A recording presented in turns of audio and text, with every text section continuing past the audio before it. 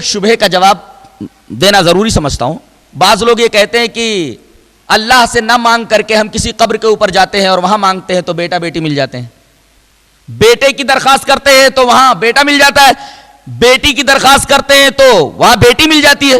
جواب اس کا یہ ہے کہ قبر کے اوپر جا کر کے بیٹا بیٹی مانگنا یہ شرک ہے, اور اگر وہاں بیٹا بیٹی مل جائے قبر پر مانگنے کی وجہ سے تو یہ نہ سمجھا جائے کہ یہ بیٹا بیٹی بابا نے دیا ہے, بلکہ قبر کے اوپر بندے نے اگر بیٹا بیٹی مانگا ہے تو بیٹا بیٹی اللہ تبارک و تعالی ہی دیتا ہے, اس لیے کہ صاحب قبر تو اس کی آواز کو سن ہی نہیں رہا ہے. اس لیے کہ اللہ نے فرمایا وَمَنْ أَضَلُّ مِمَّنْ يَدْعُو مِن دُونِ اللَّهِ مَن لَّا يَسْتَجِيبُ لَهُ إِلَى يَوْمِ الْقِيَامَةِ وَهُمْ عَن دُعَائِهِمْ غَافِلُونَ. اس آدمی سے زیادہ گمراہ کون ہو سکتا ہے جو ایسے لوگوں کو پکارے جو قیامت تک اس کی پکار کا جواب نہ دے سکیں اور وہ قیامت تک اس کی پکار سے غافل ہیں. تو اللہ نے فرما دیا کہ مرنے کے بعد آدمی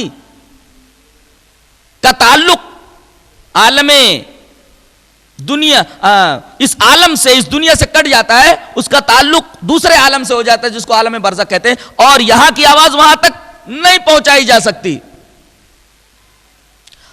اگر کسی نبی کی آواز کو اللہ تعالیٰ نے مردوں تک پہنچا دیا, جیسے بدر میں جتنے کافر مارے گئے تھے ان کو کنویں میں ڈال دیا گیا اور نبی کریم صلی اللہ علیہ وسلم کنویں کے کنارے آئے اور آپ نے ہر ایک کا نام لے لے کر کے انہیں مخاطب کیا, تو صحابہ کرام نے کہا کہ اللہ کے رسول آپ مردوں کو خطاب کر رہے ہیں. کہا کہ اس وقت وہ تم سے زیادہ سن رہے ہیں.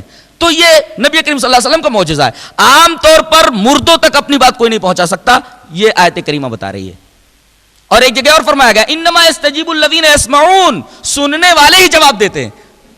قرآن کا یہ کہنا ہے والموتى یبعثھم اللہ, اور مردوں کو تو قیامت میں اٹھایا جائے گا. یہ آیت کریمہ بھی بتا رہی ہے کہ مردوں تک آواز نہیں جا رہی ہے ہماری. مردے جب ہماری آواز کو سن ہی نہیں رہے تو ہماری درخواست کیا قبول کر سکیں گے.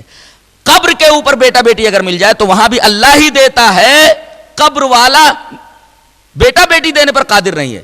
سوال یہ ہے کہ وہاں اللہ کیوں دے دیتا ہے؟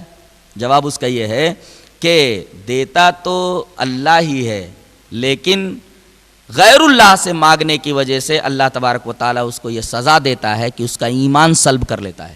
وہ آدمی کافر ہو جاتا ہے یا منافق ہو جاتا ہے اور ایمان جیسی قیمتی چیز سے محروم ہو جاتا ہے. بیٹا بیٹی تو مل گیا, وہ خوش ہو گیا, لیکن اس بدبخت کو یہ معلوم نہیں کہ غیر اللہ سے مانگنے پر یہ چیز اللہ ہی نے دی, لیکن اس کی سزا مجھے یہ ملی کہ سب سے قیمتی چیز ایمان میرے ہاتھ سے نکل گئی, میں ایمان سے محروم ہو گیا. یہ کچھ خاص باتیں دعا کے تعلق سے تھیں. اللہ تبارک و تعالی ہمیں اچھی سمجھ اور اچھے عمل کی توفیق عطا فرمائے.